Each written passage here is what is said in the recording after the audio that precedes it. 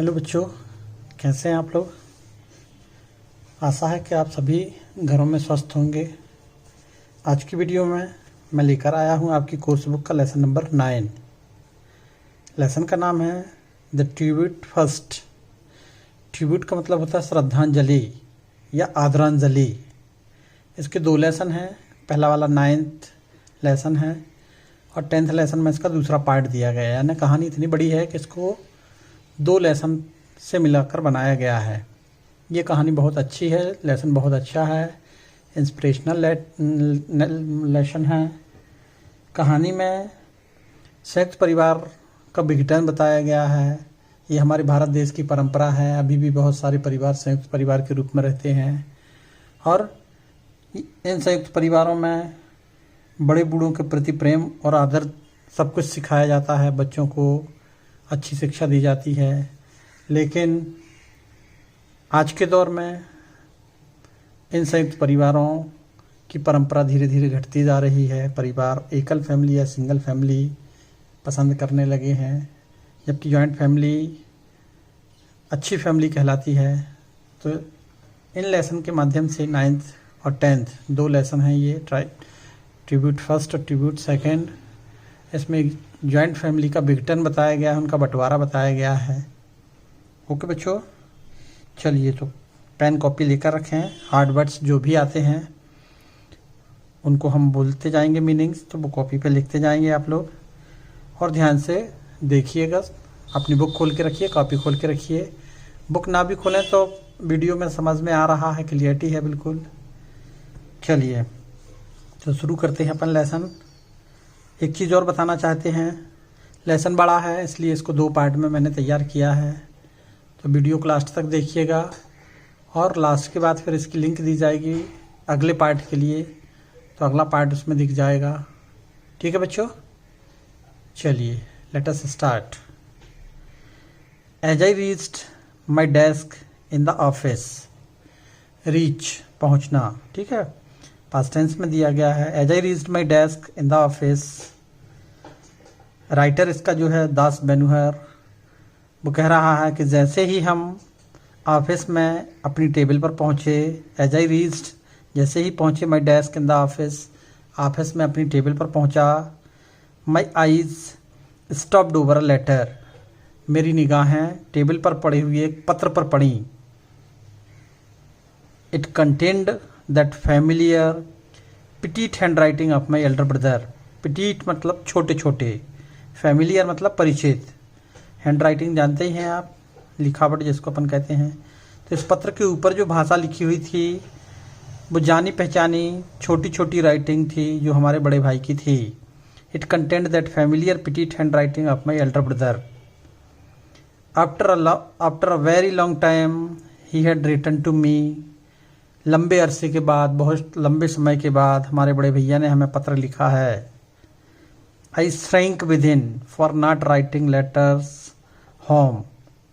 Shrank within मतलब कांप जाना या सिरह जाना।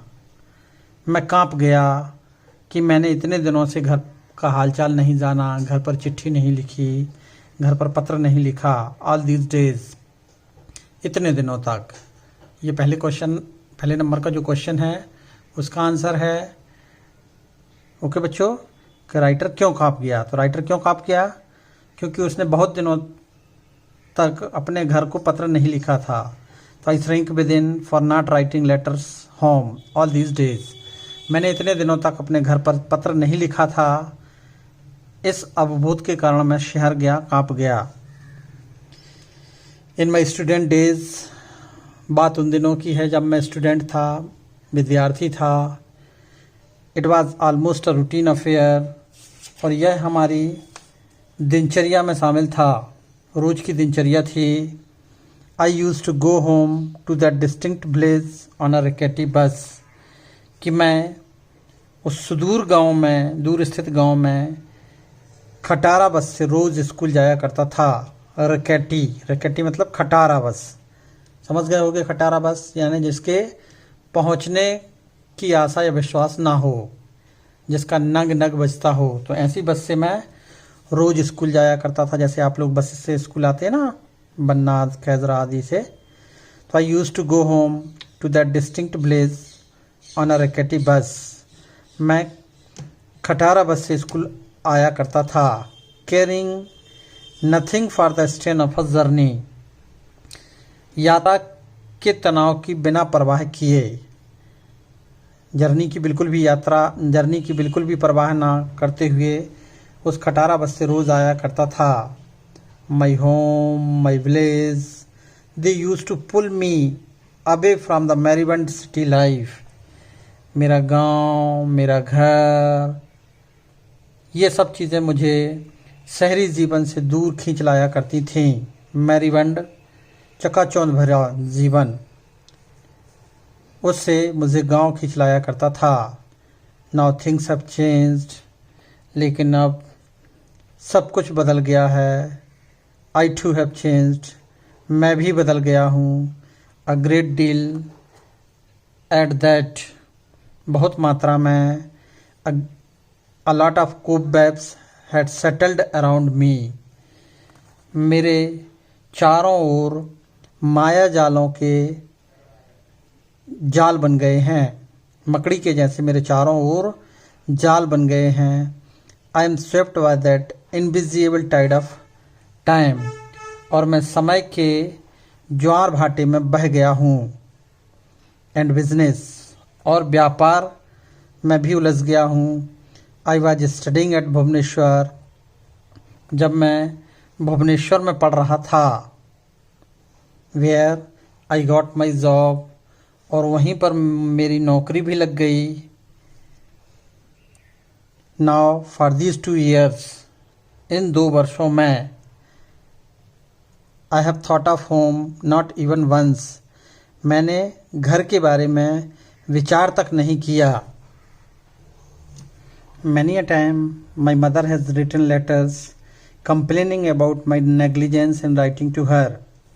अनेकों बार मेरी माँ ने भी मुझे चिट्ठियाँ लिखकर शिकायत की कि मैं घर पर पत्र नहीं लिखता हूँ. इस गलती का मुझे अवबोध कराया. She was even reminded me of those pre marriage days of mine. साथ ही हमारी माँ ने हमें चिट्ठियों के द्वारा हमारी शादी के पहले के दिनों की भी याद कराई कि शादी के पहले कैसे मम्मी की पूंछ बने घूमते थे, और अब शादी हो गई तो सब बदल गए.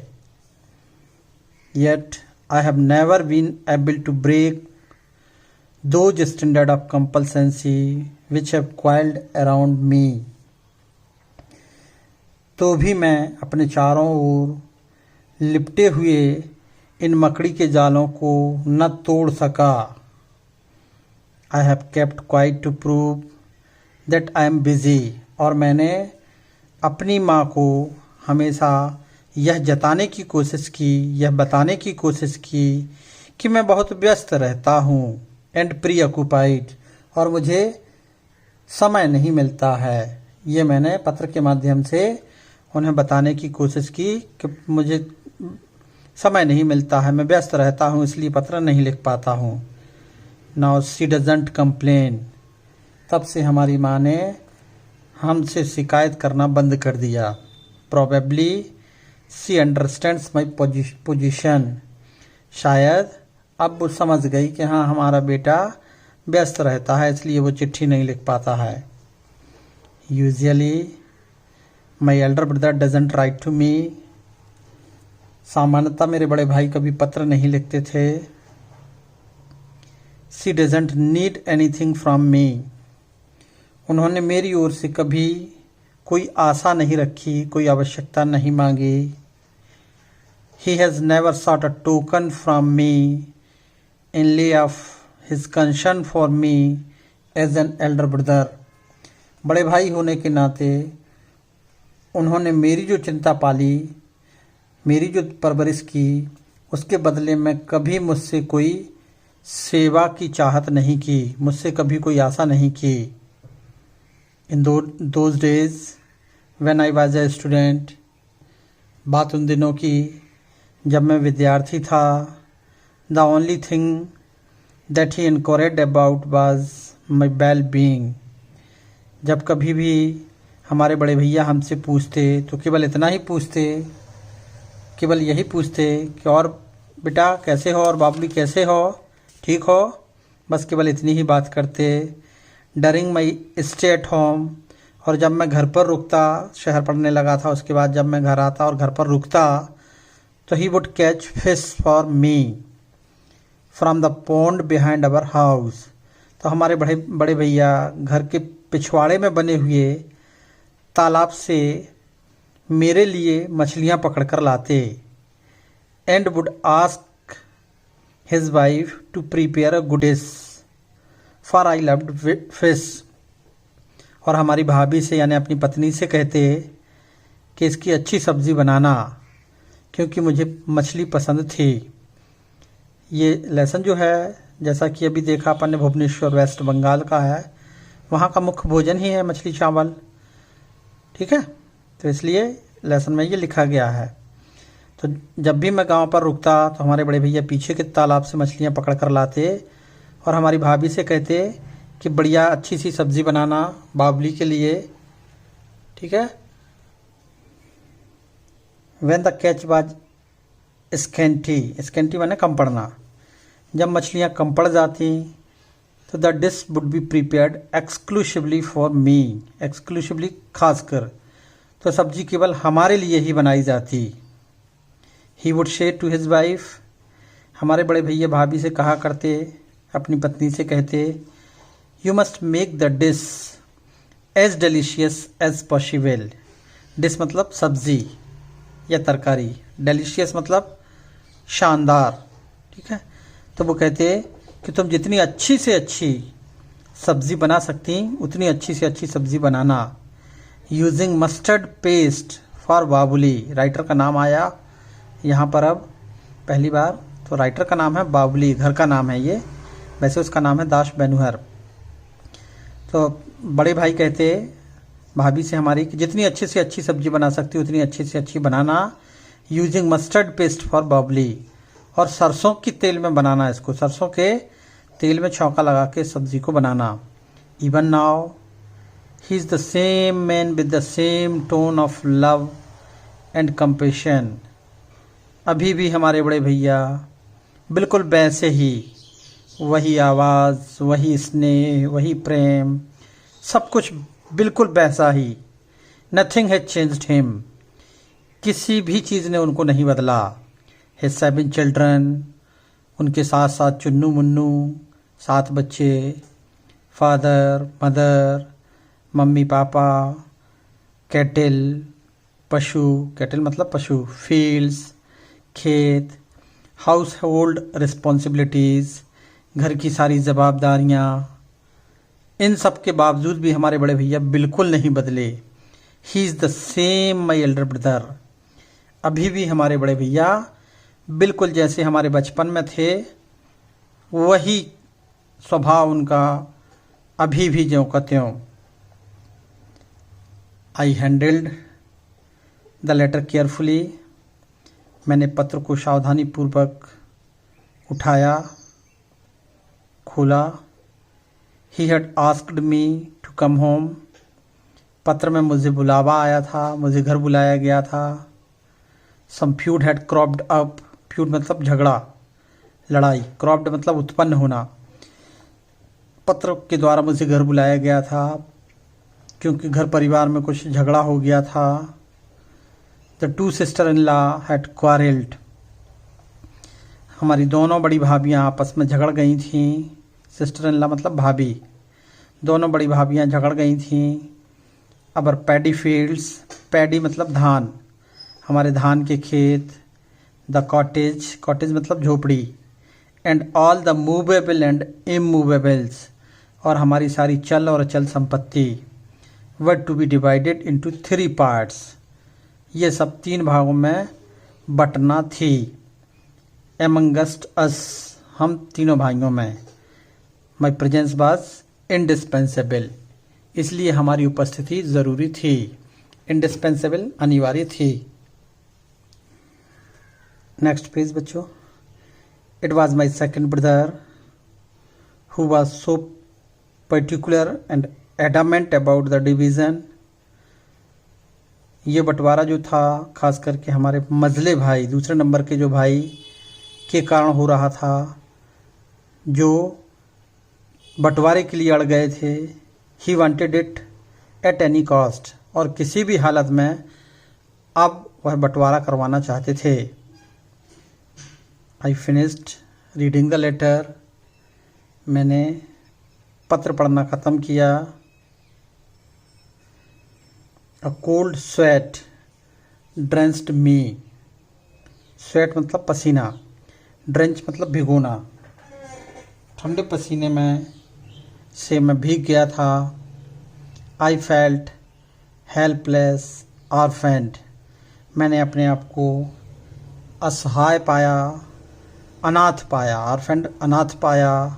अ shot of despair haunted me for a long time, और कुर्सी पर बैठे बैठे मैं बहुत देर तक जमाई लेता रहा। क्वाइट रिलेंटलेसली, बहुत अधिक देर के बाद। I try to drive them away, मैंने अपने आप को बाहर निकालने की कोशिश की। Yawning helplessly in a chair, yawn YWN, यान मतलब जमाई या जमाई लेना। कुर्सी पर बैठा बैठा मैं असहाय अवस्था में जमाई ले रहा था। In the evening when I told my wife about the partition that was to take place, शाम को मैं जब घर पहुंचा और घर पहुंचकर मैंने ये सारी घटना, बंटवारे से संबंधित सारी बात जब अपनी धर्मपत्नी जी को बताई, I found her totally unperturbed, तो मैंने उसे बिल्कुल भी चिंतित नहीं पाया। मैंने देखा कि वो बिल्कुल भी परेशान नहीं है। अनपर्टर्ब्ड मतलब परेशान, तो उसे बिल्कुल भी परेशान नहीं पाया। शी जस्ट आस्क्ड मी, बल्कि वह मुझसे और पूछने और लगी। व्हेन, कब होना है। As if she was all prepared and waiting for this event to take place, ऐसे पूछने लगी मानो वह इसके लिए पहले से तैयार बैठी हो। मैंने उसकी बात का जवाब दिया। In a week's time I said, लगभग 1 सप्ताह लगेगा और ये बंटवारा हो जाएगा। In bed that night my wife asked me all sorts of question, रात्रि में मेरी पत्नी ने मुझसे नाना प्रकार के प्रश्न किए। What would be our share, इसमें हमारा कितना हिस्सा होगा। And how much would fetch us on selling it, और इस हिस्से को हम बेचकर कितना धन कमा पाएंगे। I said nothing for a while, मैं उसकी बात को चुपचाप सुनता रहा, कुछ भी बोला नहीं। But in order to satisfy her, लेकिन बोलना तो ज़रूर पड़ता, जवाब ज़रूर देना पड़ता, इसलिए मैंने उसकी संतुष्टि के लिए कहा। But in order to satisfy her at last guest, लेकिन अब चूँकि जवाब तो देना ही पड़ता, तो उसकी संतुष्टि के लिए मैंने अनुमान लगाया, गेस्ट अनुमान लगाना, that it should be around 20,000 rupees. मैंने कहा कि अपना हिस्सा बेचने पर लगभग 20,000 रुपये अपन को मिलेंगे। She came closer to me and said, जब मैंने उसे 20,000 बताए तो वो मेरे और पास में आई और बोली, you would not need any land, we would not need any land in the village, गाँव में अब हमें ज़मीन की क्या ज़रूरत, क्या आवश्यकता। What shall we do with it, और ज़मीन रख कर भी हम करेंगे क्या।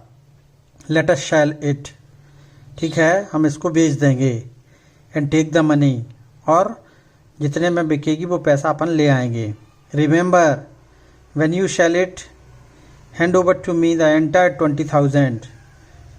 पत्नी ने कहा, जब इस ज़मीन को हम बेचेंगे तो याद रखना, रिमेंबर याद रखना, hand over to me entire 20,000, पूरे 20,000 रुपये लाकर मुझे देना। I will make proper use of it, मैं बताऊंगा कि इन 20,000 का क्या करना है। वी नीड अ फ्रिज, हमें एक फ्रिज चाहिए। You know summer is approaching, आपको मालूम है ना गर्मी आ रही है तो हमें एक फ्रिज चाहिए 20,000 में से। You need not go to the office riding a bicycle. तुम्हारी ज़िंदगी निकल गई साइकिल चला चलाता ऑफिस जात में, इसलिए अब तुम्हें साइकिल नहीं चलाने देंगे। You must have a scooter. तुम्हें एक स्कूटर भी दिला देंगे। उस समय 20,000 रुपये मायने रखते होंगे, सस्ते ज़माने की बात होगी। And the rest we will put in a bank. और बाकी जितना बचेगा, रेस्ट मतलब बकाया, बाकी जितना बचेगा उसको अपन बैंक में जमा कर लेंगे। ठीक है, पैसे पूरे हमें ला के देना, हम बताएंगे कि ऐसा ऐसा काम है उसका। There is no use of keeping land in the village. गाँव में ज़मीन रखने से क्या, अपन अपनी ज़रूरत ही पूरी करें कम से कम। गांव में ज़मीन रखने का कोई उपयोग नहीं, कोई काम की नहीं। We can not look after it, क्योंकि अब तो अभी तक तो ठीक है, बड़े भैया थे तो वो कर रहे थे सब कुछ, है ना, इकट्ठी थी तो हो रही थी। अब अपना हिस्सा कौन देखेगा, तो इसलिए उसकी अब अपन को ज़रूरत भी नहीं और अपन देखभाल भी नहीं कर पाएंगे। And why should other draw benefits out of our land. और हमारी ज़मीन में दूसरे गुलछर्रे उड़ाएं, दूसरे मज़े करें, ये कहाँ का न्याय बनता है। इसलिए हम उस ज़मीन को बेच देंगे। ठीक है, ओके बच्चों, लेसन बड़ा होने के कारण वीडियो 2 पार्ट में बनाने जा रहे हैं। अगले पार्ट को इसी के नीचे लिंक दी जाएगी, उस लिंक के माध्यम से अगला पार्ट भी आप देख सकेंगे, सुन सकेंगे। वीडियो को लास्ट तक देखिएगा। ठीक है, okay, thank you for watching.